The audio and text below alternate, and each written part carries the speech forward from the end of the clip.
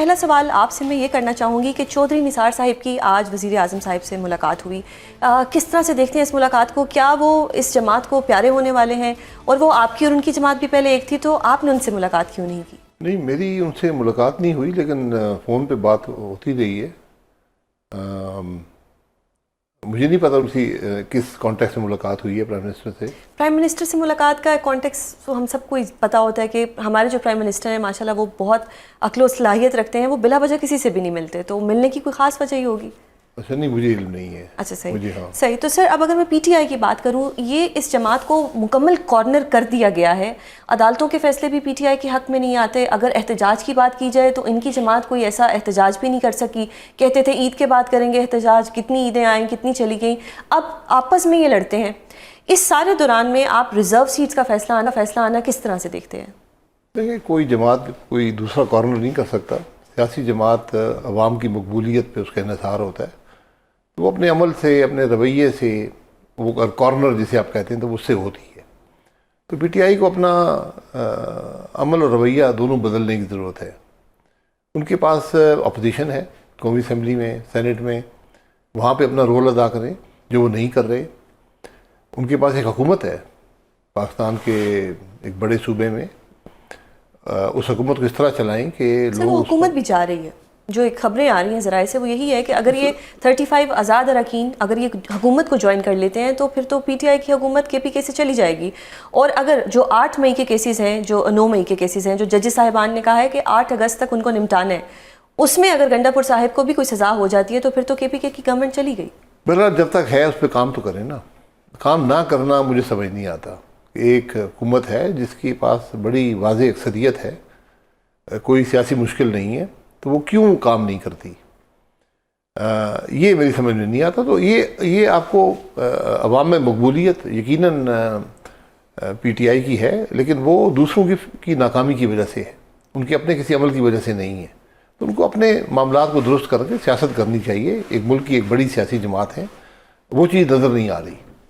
تو یہ جماعت اس طرح بچوں کی طرح جو لڑتی ہے، کیا انہیں کوئی سمجھانے والا نہیں؟ کیا ان کی لیڈر تک رسائی نہیں؟ اگر کہا جاتا ہے کہ جی لیڈر سے ملنے نہیں دیا جاتا، تو بیرسٹر صاحب کی ملاقات تو ہو جاتی ہے لیکن گنڈا پور صاحب کی ملاقات نہیں ہوتی۔ یہ کوئی ٹیکٹکس ہیں ان میں لڑائیاں ڈلوانے کے، یا کوئی خاص لوگ ہیں جو ملاقاتیں کرواتے ہیں؟ نہیں، وہ جو بھی حکومت وقت ہوتی ہے اس قسم کے معاملات استعمال کرتی ہے کہ بات نہ ہونے دیں، ملاقات نہ ہونے دیں، تاکہ عمران خان صاحب ایک پولیٹیکل لیڈر ہیں، ملک کے وزیر اعظم رہے ہیں، ایک جماعت کے سربراہ ہیں، تو میرا خیال ہے کہ اب وہ کنوکٹڈ وہ انڈر ٹرائل نہیں ہے، تو ان کی کم از کم ملاقات ہونے دینی چاہیے تاکہ وہ اپنی پارٹی کو ڈائریکشن دے سکیں، ملک کی سیاست کے لیے کوئی رول ادا کر سکیں۔ وہ بات نہیں ہو رہی۔ حکومتیں اصل سمجھتی ہیں کہ شاید اس سے ہمیں کوئی سیاسی فائدہ ہو جائے گا، اس کا نتیجہ یہ ہے کہ انتشار ہے، جو بھی وہاں سے مل کے آتا ہے وہ نئی بات بتاتا ہے، وہاں آپس میں دوسرے کو مانتے نہیں ہیں بدقسمتی سے یا جیسے بھی ہے۔ پی ٹی آئی وہ جماعت ہے جس میں ایک پولیٹیکل لیڈر ہے اور نیچے ورکر ہے، ووٹر ہے اور عوام ہے۔ بیچ میں جو پارٹی لیڈرشپ ہے، مجھے ورکر کا، عوام کا اعتماد ان پہ نظر نہیں آتا۔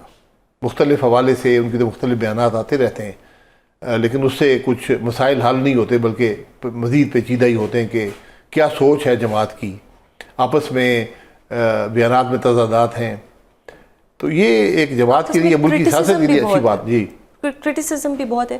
سر اب جو ریزرو سیٹس کا فیصلہ تھا جو کہ 12 جولائی کو آیا، وہ ایک بڑا واضح فیصلہ تھا، 13 رکنی بینچ نے وہ فیصلہ دیا۔ اس کے بعد 2 وضاحتیں بھی آئیں جو کہ الیکشن کمیشن آف پاکستان نے نہیں مانی۔ 27 جون کو ایک فیصلہ آئے گا جو اب آ چکا ہے، جو الیکشن کمیشن آف پاکستان وہ مانے گا۔ اس سارے سینیریو میں آپ عدلیہ کا کردار کس طرح سے دیکھتے ہیں، اور کیا ان ججمنٹس کا آتھر کوئی اور ہے؟ دیکھیں، آتھر تو مجھے امید ہے کہ اگر جج لکھ رہے ہیں، اس پہ سائن کر رہے ہیں، تو آتھر وہی ہوں گے۔ اگر ہمارے ججز کا یہی حال ہو گیا ہے، سپریم کورٹ کے جج کا، کہ اس کو ڈیسیجنز کہیں اور سے مل رہے ہیں، تو پھر تو ملک کا نظام ختم ہو گیا نا۔ پھر تو نظام نہ رہا، پھر تو نہ آئین کی بات رہی، نہ ملک میں قانون کی بات رہی۔ یہ فیصلہ بھی جو ہے اس کی ڈیٹیل جب آئیں گی تو پڑھیں گے تو پتہ چلے گا کیا ڈیٹیلز ہیں، لیکن اس کو بھی تاریخ قبول نہیں کرے گی۔ یہ ایک بہت متنازع فیصلہ ہوگا اور اس کے ملک کی سیاست پر بڑے گہرے اثرات ہوں گے۔ اور اس سے جو تنقید تھی کہ 26ویں ترمیم کا مقصد یہ ہے اس قسم کے فیصلے حاصل کرنا، اس بات کو بھی تقویت ملے گی۔ میرے نزدیک کم از کم مجھے بڑی کلیئرٹی ہے جو میں نے آئین دیکھا ہے، کیونکہ جب بھی آپ آئین کی تشریح کرتے ہیں تو آپ انٹینٹ آف دا فریمرز دیکھتے ہیں کہ جن لوگوں نے آئین بنایا تھا ان کا مقصد کیا تھا یہ شک رکھنے کا، کیونکہ آپ ہر چیز کو آئین میں بیان نہیں کر سکتے۔ آپ گائیڈنگ پرنسپلز دے دیتے ہیں، آپ ایک جو انٹینٹ ہوتی ہے وہ دے دیتے ہیں، اس کے اوپر پھر تشریح کی جاتی ہے۔ تو انٹینٹ بڑی کلیئر تھی کہ اگر آپ 40% سیٹیں حاصل کریں گے قومی اسمبلی کے الیکشن میں تو 40% ریزرو سیٹس آپ کو مل جائیں گی، پروپورشنل ریپرزنٹیشن، جی، آرٹیکل 51۔ آپ کو 60 نہیں مل سکتی، 60%، آپ کو 41% بھی نہیں مل سکتی۔ تو اگر اس سارے فیصلے کا اثر یہ ہوگا کہ کچھ جماعتوں کو ان کی جو سکسیس تھی قومی اسمبلی کے الیکشن میں اس سے زیادہ پروپورشنل سیٹس مل جائیں گی، تو یہ نفی ہے آئین کی روح کی۔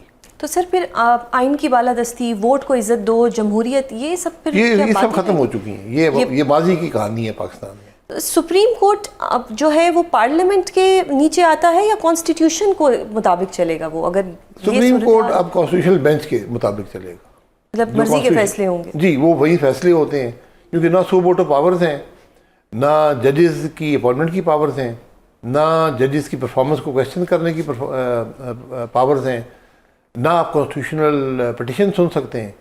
تو جو کانسٹیٹیوشنل بینچ ہے وہی سپریم کورٹ ہے، اور اس کی بھی جو کمپوزیشن ہے وہ سپریم کورٹ خود طے نہیں کرتا، وہ ایک طرح سے حکومت طے کر رہی ہے۔ عوام تو سب دیکھ رہی ہے، پہلے بلہ چھینا، پھر مینڈیٹ چھینا، اب یہ کس طرح سے گورنمنٹ جو ہے یہ کل کو عوام کو فیس کرے گی؟ یا اگر کوئی اگلا الیکشن آئے گا تو پھر کیا وہی ہوگا جو پی ٹی آئی والے الزام لگاتے ہیں کہ جی 8 فروری کو الیکشن کچھ اور تھا، 9 فروری کو ڈیٹ کچھ اور، نتیجہ کچھ اور آیا؟ یہ الزامات پی ٹی آئی میں بھی لگتے تھے، یہ 77 سال کی تاریخ ہے ہماری۔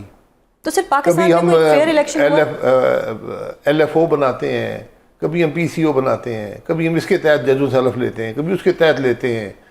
تو جب جس ملک میں سیاستدان جج ضمیر بیچنے پہ تیار ہو جائیں تو پھر وہاں کچھ نہیں رہتا۔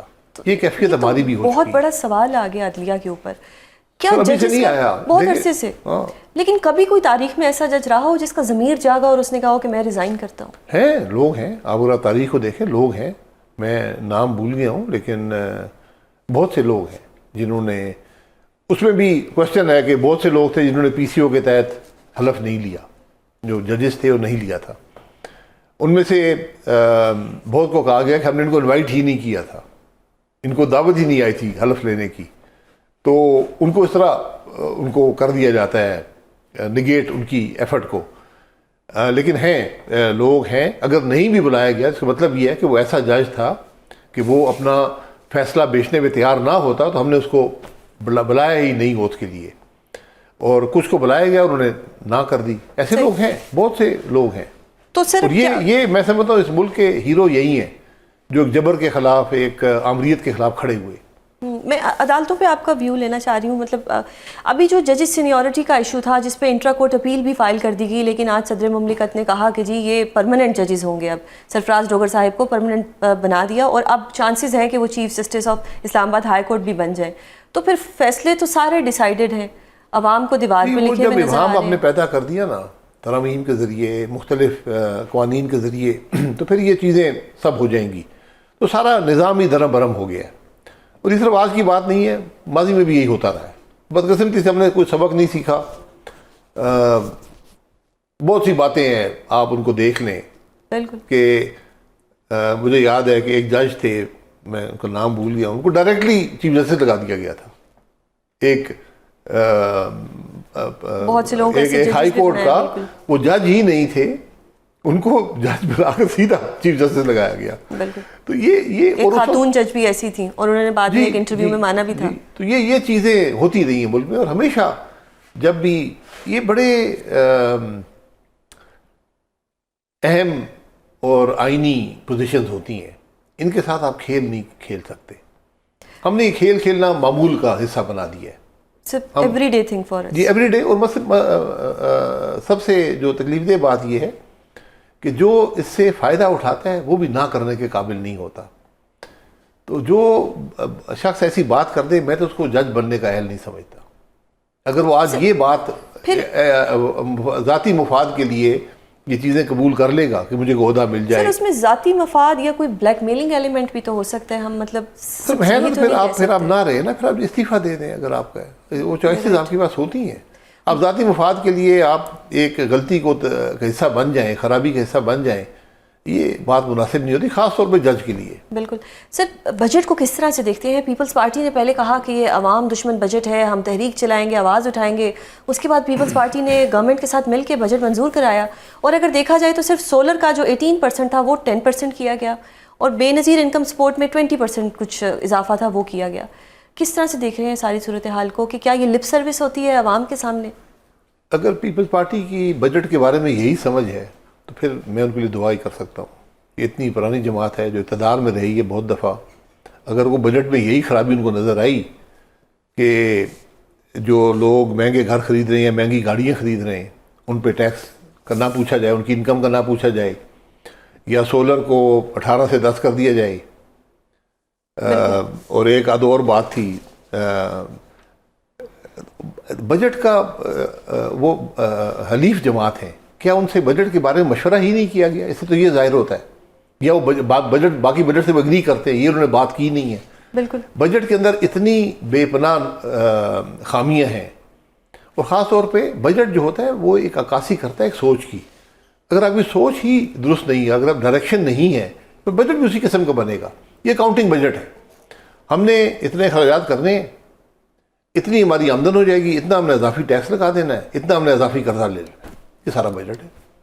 سر بجٹ میں جب بات کرتے ہیں تو کہتے ہیں ہم نے دفاع کا بجٹ بڑھایا, چلیں بہت اچھی بات ہے, ہم بڑے خوش ہوتے ہیں اس سے. کام سارے ہماری افواج پاکستان کرتی ہے. آج بھی ان کے اوپر حملہ ہوا, سیکیورٹی فورسز کے اہلکاروں کے اوپر, 13 لوگ شہید ہو گئے. اینڈ پہ سارا فائدہ یہ لے جاتے ہیں, کانسٹیٹیوشنل امینڈمنٹ یہ کرا لیتے ہیں اپنے کیسز ختم کرانے کے لیے, پھر خواجہ صاحب ہائیبرڈ نظام کی تعریف بھی کر دیتے ہیں. کس طرح سے اس ساری صورتحال کو دیکھ رہے ہیں کہ پھر عوام کا ووٹ کہاں گیا؟ عوام نے جو ایک ووٹ دیا تھا یا جو ہمیں قانون کی بالادستی چاہیے تھی وہ کہاں گئی؟ دیکھیں, ہمیں آئین کے تحت نظام کو چلنا چاہیے. فوج کی ذمہ داری ہوتی ہے سرحدوں کو دفاع کرنا, ملک کی سیکیورٹی کو رکھنا, اور وہ بالکل کر جو حکومت ہے اس کا کام ہے کہ وسائل مہیا کرے. یہ سب چیزیں ہماری ذمہ داریاں ہیں, یہ کسی بھی احسان ہمارا نہیں ہوتا. یہ ہمیں ذمہ داری اس ملک نے دی ہے, ہم نے خود ذمہ داری قبول کی ہے. اب ہم نے اس کو آگے لے کر جانا ہے. جب تک اگر ملک کمزور ہوگا, اور ہماری آج کیفیت ہے کہ ہم کمزور ہیں, ہم معاشی طور پہ بے پناہ کمزوری ہیں ہماری, اگر ہم کو درست نہیں کر رہے تو ہم اپنی ذمہ داری پوری نہیں کر رہے. اس بات کا ہمیں احساس شاید نہیں ہے. ہم سمجھتے ہیں کہ اگر ہم ایسے قوانین بنا رہے ہیں, ایسی آئینی ترامیم کر رہے ہیں, ہم نظام کی اتنی نفی کر رہے ہیں, آئین کو توڑ رہے ہیں, یہ سب چیزیں ملک کے لیے بہت نقصان دہ ہوتی ہیں, اور ہم نے اس کی بہت بھاری قیمت ادا کی ہے. لیکن شاید ہم نے کچھ سبق حاصل نہیں. ایک گرینڈ اپوزیشن الائنس بننا تھا جس سے عوام کی بڑی امیدیں تھیں کہ شاید کچھ بہتری ہو جائے گی, وہ بھی نہیں بنا.